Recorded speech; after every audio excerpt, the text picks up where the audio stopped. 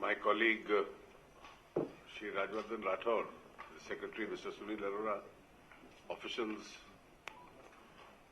and members of the community radio fraternity from all over the country. Let me at the very outset compliment you for having carried forward this initiative. And already I am given to understand there are over 191 community radio stations. Over 400 have been permitted.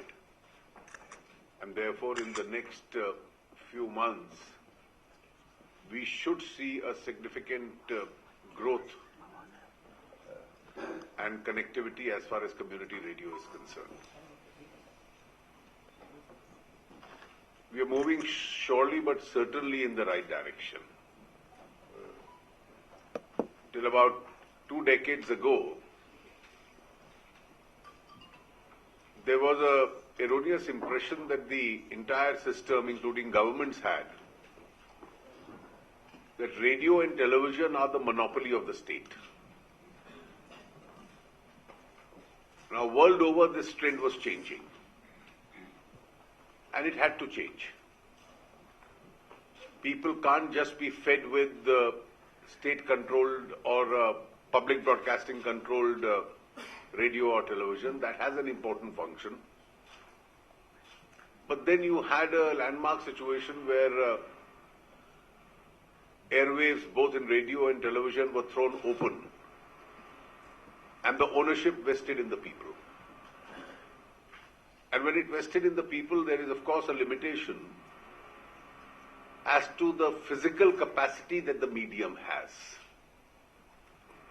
And subject to that physical capacity of the medium, people were being encouraged, and as a result of which you now have an explosion of television channels, a very large number of privately owned FM radios. And then since 2002, community radio made its advent into educational institutions, then spread into local areas. And I think this is a trend which has to be encouraged, and encouraged for good reason. Radio essentially is the old medium. And in between, it appeared to us when television occupied the center stage, particularly in the 1980s and 90s, that radio was taking a back seat. And suddenly, with the expansion of the FM radio, radio has come back with a bang. And therefore, radio has become a very powerful medium. Its reach is easier, its reach is cheaper, and its reach is much larger. What purpose would these smaller community radio stations do? You see, we are a land of diversity in terms of language, in terms of social practices, cultures. Almost as you move from district to district, the dialects change, the weather changes, the crop patterns change,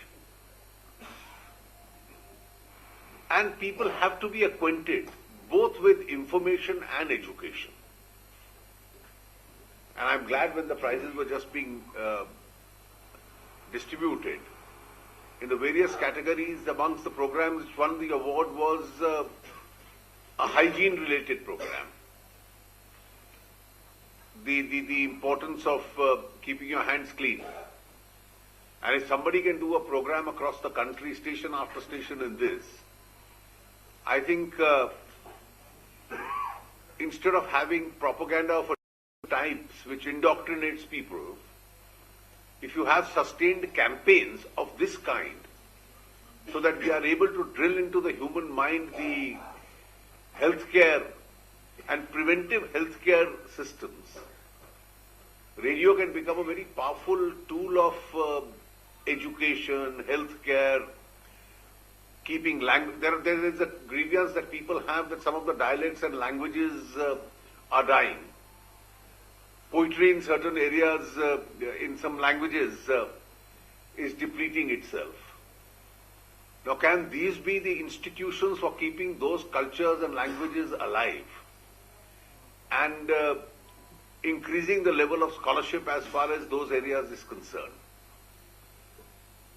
So in tradition, in matters of education as far as the farmers are concerned, giving them the new agricultural techniques, the crop patterns, the weather forecasts, I think sky is the limit as far as the width of programming is concerned.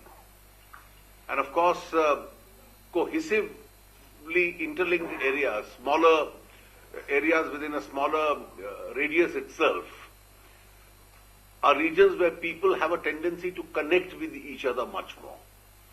And therefore, it's that connectivity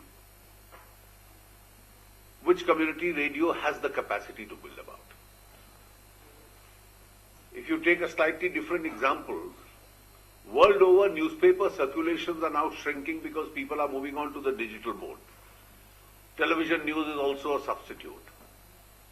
But regional newspapers are not shrinking because news of the region, language, culture, the connectivity is what keeps them alive. And therefore, there, if you see across India, the expansion takes place. Now, the same practice and principle will probably apply as far as community radio is concerned. And I think over the next 2 days, when you discuss these issues, what is most important are two factors. As far as the government is concerned, and of course it would have an important role of being a permitting agency, a facilitator, but then people in different regions with some government support have to expand and expand quite rapidly. And more important than that is exchanging experiences with each other about the quality, nature and the width of the programming. I think that's extremely important, and therefore let me compliment the department for having taken this initiative, and I'm sure this will be extremely educative and useful to all of us over the next 2 days. Thank you very much.